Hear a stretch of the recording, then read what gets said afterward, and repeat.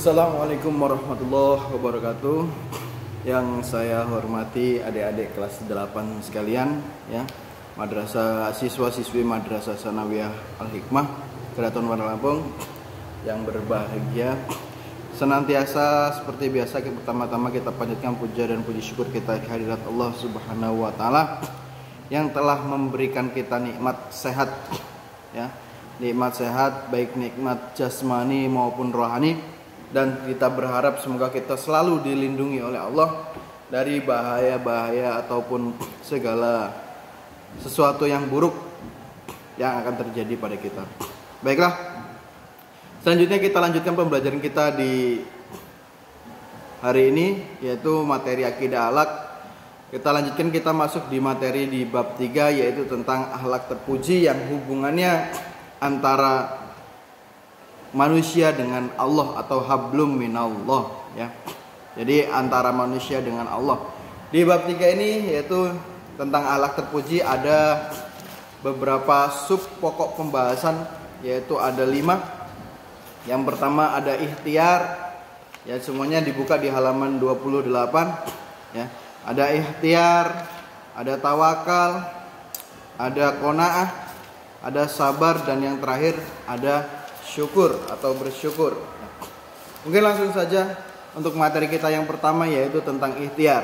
Ya, silakan semuanya disimak di halaman 29. Yang pertama, pengertian dan pentingnya ikhtiar.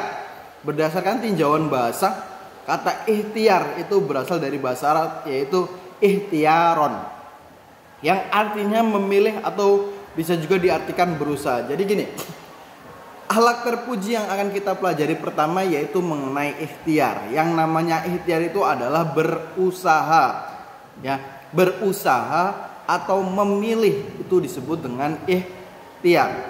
Jadi gini, dalam agama Islam manusia itu atau orang muslim itu dianjurkan untuk berikhtiar atau berusaha. Maksudnya berikhtiar, berusaha itu seperti apa? Yaitu berikhtiar dari yang tadinya tidak mampu menjadi mampu, dari yang tadinya tidak bisa berikhtiar menjadi bisa. Saya contohkan. Contohnya seumpama kita ini seorang siswa yang maaf yang ngomong kalah dari kawan-kawan yang lain. Kawannya sudah bisa baca Al-Qur'an segala macam. Nah, kita ternyata masih belum bisa baca Al-Qur'an, masih iqra. Nah, tetapi sebagai seorang muslim, kita dianjurkan untuk ikhtiar, berusaha. Contohnya gimana? Contoh dari ikhtiar, ya kita manggil guru untuk privat, atau kita belajar di dinia atau di pondok pesantren sehingga kita bisa membaca Al-Qur'an. Nah, Islam menganjurkan untuk umatnya berikhtiar, untuk manusia atau umat muslim berikhtiar ya.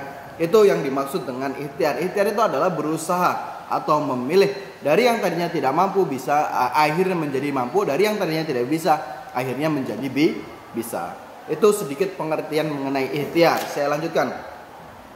Di halaman 30 ada dampak positif dari ikhtiar. Yang pertama, jadi yang namanya dampak positif itu kira-kira bagaimana sih efeknya kalau kita itu berikhtiar atau berusaha?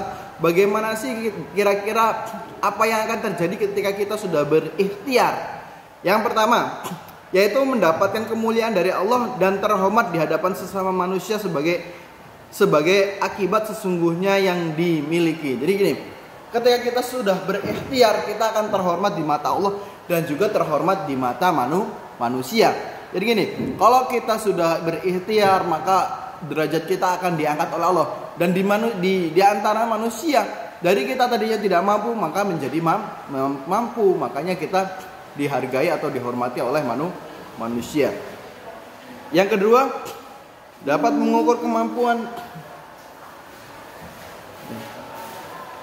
Yang kedua, dapat mengukur kemampuan dan hemat dalam membelanjakan rezeki dan dari Allah. Ya, yang ketiga, merasa bangga karena ternyata dia mampu melakukan keinginan dan puas karena kehidupannya menjadi lebih baik. Paham ya? Yang keempat, dapat memperoleh kebahagiaan dunia dan dengan ikhtiar insya Allah kita akan merasakan hidup bahagia di dunia dan akhirat. Itu sedikit mengenai ikhtiar ya. Itu tentang ikhtiar. Saya lanjutkan yang kedua ya, yaitu tentang tawakal.